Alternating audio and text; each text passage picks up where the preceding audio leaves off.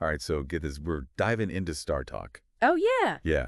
And it's with Neil deGrasse Tyson Okay. and Terry Crews, Wow. you know? Really? Yeah, like the Old Spice commercials. Okay. Brooklyn Nine-Nine guy. Yeah. It's a pretty wild I combo. would never have thought of that. Right? I mean, either, but it's really interesting how they just get going Yeah. on, like, colonizing Mars. Okay. The mysteries of the universe. That's really cool. Yeah, and it's surprising what Terry Crews brings to the table, What's that? talking about muscles and evolution, Huh. which you wouldn't really think about. Not the first thing that comes to mind with space travel. No, not at all. But let's start with Mars, Okay. because Neil brings up this point about Mars not having a magnetic field. And he basically says it's like we've got this giant force field around Earth Right. protecting us from all this deadly radiation. Like a shield. Exactly. Yeah. But Mars, Not so lucky. not so much. Yeah, he makes a really good comparison with Earth's auroras. Oh. Yeah. They're beautiful, but they're also a sign of our magnetic field deflecting all those charged particles from the sun. Oh, wow. So Mars is just constantly bombarded by this radiation. That's not good. No, it makes long-term human survival pretty much a huge question mark. Okay, so what's the solution? Well, Because people are seriously talking about living on Mars. they are, and they talked about two main options in this episode. Okay. One is creating an artificial magnetic field around the whole planet. Whoa, so like A giant planetary umbrella. okay. The other option is living underground. What? Yeah, basically becoming ants of Mars. That was Neil who said that. That was Neil. Okay, so like living in a bunker on a desolate planet. Pretty much. Not really the spacefaring dream I had in mind. Neil seems to agree with you there. Really? Yeah, he's more into simpler shielding solutions. Makes sense. Yeah, like for habitats, at least in the near term. So Like thicker roofs. You know, yeah. not becoming a whole subterranean species on Mars. It makes you wonder Yeah. how important is the magnetic field for a planet to actually like support life. Right. Because, I mean, Earth's magnetic field, Go on. it isn't even constant. Right, and Neil actually talks about how the Earth's magnetic field flips. Wait, seriously? Yeah. So like compasses would point south. Yeah. What would happen to us? Well, it wouldn't be an instant apocalypse or anything. Okay. The magnetic field weakens during these flips, but it doesn't just vanish. Okay. And life on Earth has already survived this multiple times. Oh, wow. Over billions of years. So more of an inconvenience than an extinction event. Yeah, pretty much. Can you imagine the chaos if it happened today? Yeah. Like GPS going haywire, birds flying in the wrong direction. It would definitely mess with our technology for a while. Yeah. But I think the key takeaway here is that the Earth's magnetic field is resilient. Okay. It's consistently protected us even when it's been flipping. That's pretty reassuring. It is. So we've got Earth with its pretty strong shield and Mars, which is basically naked in space. Right. So let's zoom out even further, Okay. because one listener asked about how gravity affects light. Okay. And if photons with different energies, like gamma rays versus radio waves, experience gravity differently. Oh, that's a good question. Yeah. This is where Einstein's equivalence principle comes in. Okay. To put it simply, all objects fall at the same rate in a gravitational field. Wait, so you're saying light, which has like no mass, Uh-huh. is affected by gravity, just like a baseball or something? Exactly. That's wild. It is, and that applies to all photons, no matter their energy. Oh. So like a gamma ray and a radio wave, even though they have hugely different energies, they'd both be bent by gravity the same way. Okay. That is mind-bending. It is. So gravity doesn't play favorites. Nope. Speaking of things that seem to defy gravity, let's talk about muscles. Okay. Because Terry Crews had some really interesting thoughts on why we're still so fascinated by muscles. Oh. Even now, like in the 21st century. Still age of technology. Right. And he brought it back to our evolutionary history. Makes sense. Yeah, because physical strength is how you survived Right. for most of human existence. Mm-hmm. So stronger meant you were a better hunter. Better at protecting yourself. Exactly. And often had like higher social status. Interesting. So it makes sense that we're still kind of obsessed with muscles. Yeah, it's like ingrained in us. But here's a question. How do muscles fare in space? Oh, good question. You know, where gravity is basically non-existent, That's where things get tricky. right? Because in low gravity, your muscles and bones start to atrophy. Really? Yeah. So astronauts on the space station, Uh-huh. they have to exercise for hours every single day just to combat that. It's kind of ironic Yeah. that we spend so much time here trying to build muscle, Right. And then in space, you have to fight to keep it. Exactly. It makes you wonder if humans were born in space. Yeah. Would we even have muscles like we do now? That's a really interesting question. It is. It really is. And it makes you think about how adaptable the human body is. We're Yes. constantly responding to our environment. Okay, so let's switch gears for a second Okay. and talk about the mind-bending concept of the observable universe. I'm ready. Okay, hit me with it. So Neil uses this really helpful analogy. Okay. He compares the edge of the observable universe to the horizon at sea. Okay, so I'm picturing myself on a boat, Uh-huh. staring out at the endless ocean. Go on. And I can only see so far. Exactly. You can't see beyond the horizon because the Earth curves away. Right. And it's kind of the same with space. We can only see a certain distance because the light from more distant objects just hasn't had enough time to reach us yet. It's like it hasn't arrived yet. Okay, so it's not that there's like a wall out there marking the end of the universe. No. It's just a limit based on how far light has traveled since the Big Bang. Exactly. And this is why people often get confused and think the universe is infinite. Oh. It's not. What we can observe is finite, limited by the speed of light and the 13.8 billion years since the Big Bang. So is everything beyond that horizon just empty? Well, Or is it more like we just can't see it yet? that's where things get really interesting because Neil points out that just because we can't observe it, Yeah. it doesn't mean it's fundamentally different from the part of the universe we can see. So there could be entire galaxies, stars, maybe even other life forms Uh-huh. just beyond our cosmic horizon. It's possible. And we just haven't seen them yet. That's the mind-boggling thought, isn't it? It is. And it really shows how much we still don't know about the universe. This is why I love these deep dives. Me too. Just so much to think about. I know.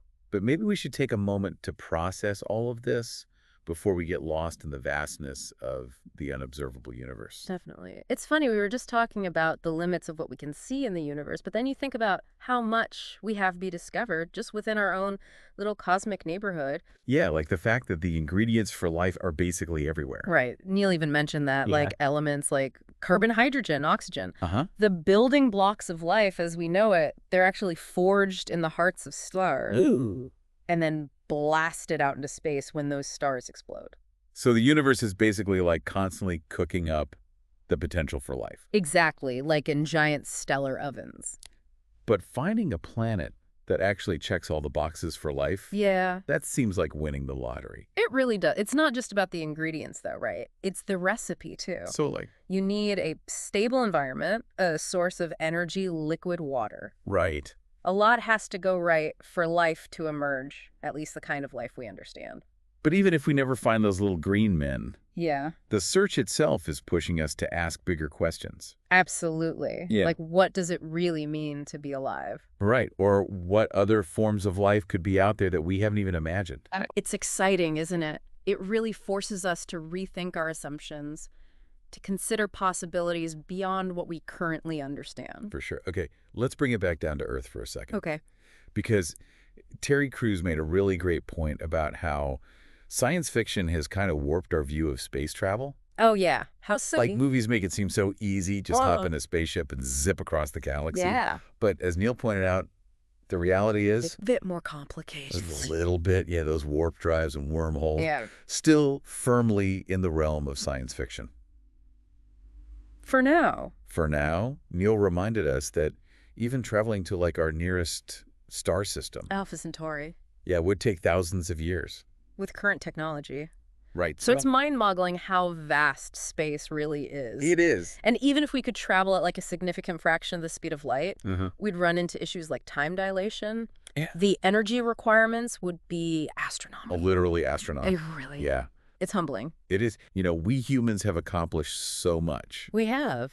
but we're still very much bound by the laws of physics Right. and the sheer scale of the universe. Yeah, but I think those limitations, Yeah. they also drive innovation.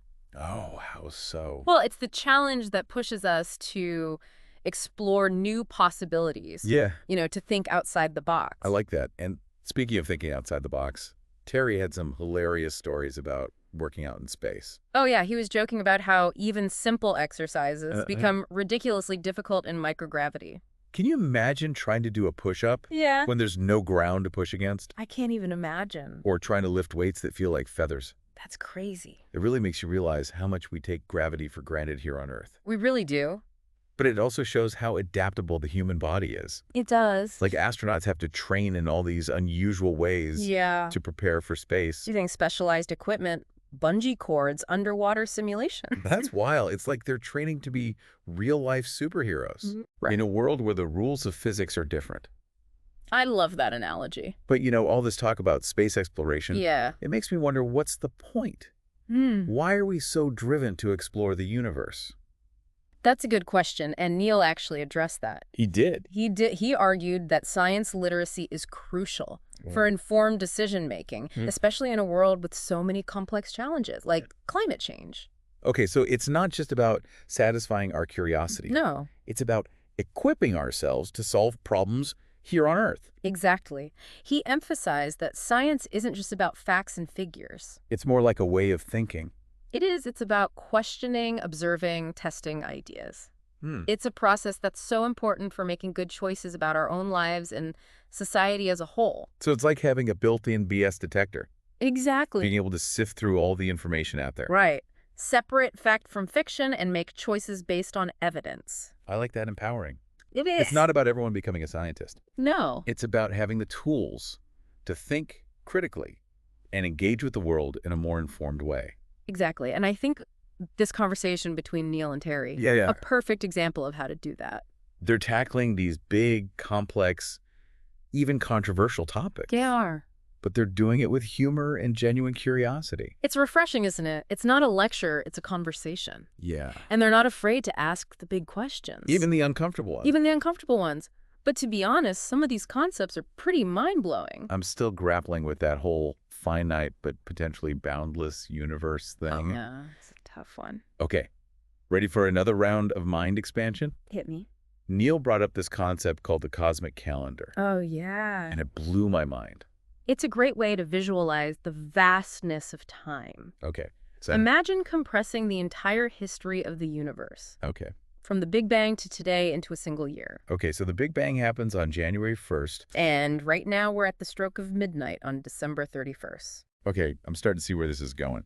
And on this scale, all of recorded human history. Yeah. It takes place in the last few seconds of the year. Really? Yeah. All the wars, inventions, empires, everything we consider significant in our history. Just a blip on the cosmic radar. It's pretty humbling, isn't it? It is. It makes you think about how insignificant we are in the grand scheme of things. It does, but it's also a reminder of how much we've accomplished. In such a short amount of time. Exactly. In those few cosmic seconds, we've gone from living in caves to exploring space. Wow.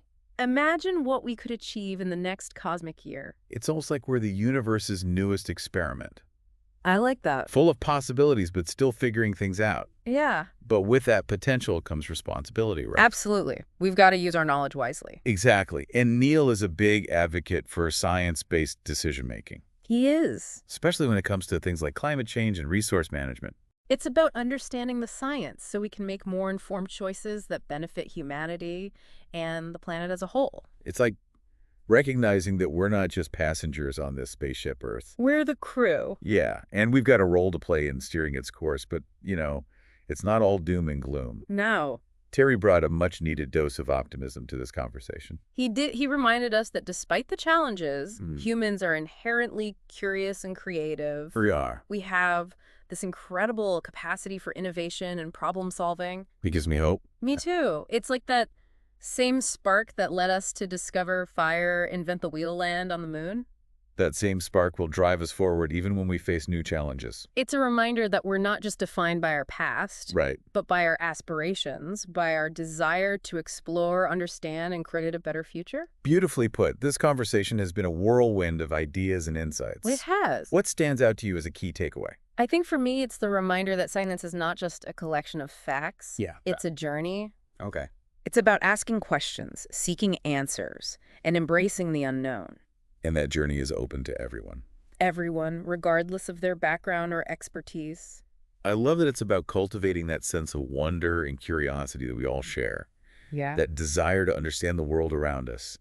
And who better to guide us on this journey than Neil deGrasse Tyson and Terry Crews? They're a great pair.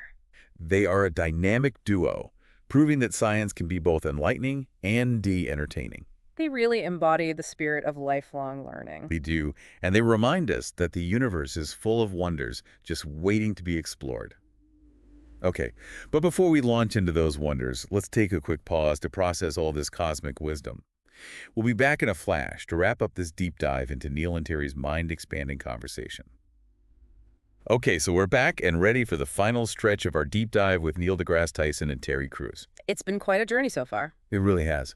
You know, it's amazing how those two don't just talk about science. Right. They embody it. Yeah, that curiosity, the willingness to question everything. It's infectious. It really is, and they do it with such a sense of joy and humor. Which is so important. I think so too. Science shouldn't be intimidating. Right. It should feel accessible to everyone. Yeah, like it's a journey we're all on. Trying to make sense of this crazy universe we're in. Exactly. Speaking of journeys, Neil brought up this idea of a cosmic calendar. Oh yeah, I love that one. Have you heard of it? Of course. It's a fantastic way to visualize just how vast time really is. So how does it work?